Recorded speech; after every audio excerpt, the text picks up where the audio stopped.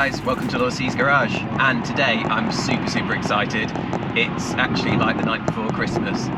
So as you probably saw from the last video, we went with Dad, who's building a Lambretta LI125 from the 1960s to a scooter fair. And at that time I said I knew absolutely nothing about scooters. It was totally new to me, a really new thing.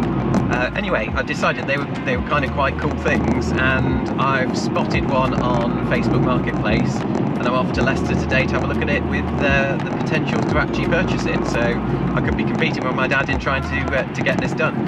This one's actually a much earlier one. It's a 1951 LC125. The guys, it's an unfinished project that he started with a couple of engines with it and things like that. So let's go and have a look at it.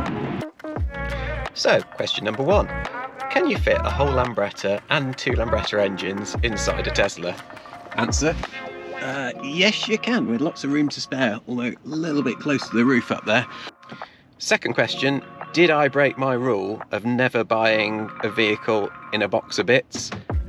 Yes I did, I was lured in by shiny bits, but hopefully it looks like most of it's there. I'm just gonna have to figure out how to put it all back together now, so that'll be fun.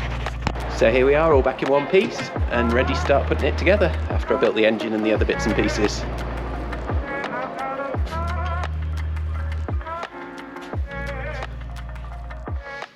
So we're here today with our friends at Puma Build, and obviously they're not known for their work in scooters, but the reason we're here today is for this, the Vixen Aquablast cabinet. So this is really for blasting aluminium parts, bringing them up like new. It uses a mix of water and blast media, so hopefully we're going to take all these bits from the Lambretta and get them tidied up today, hopefully looking like new.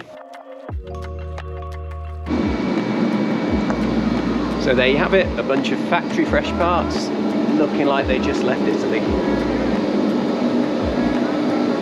So as you can see, these really do come out beautifully with vapor blasting. You'd think it was a brand new casting, not something that's over 70 years old, showing all the casting details on it.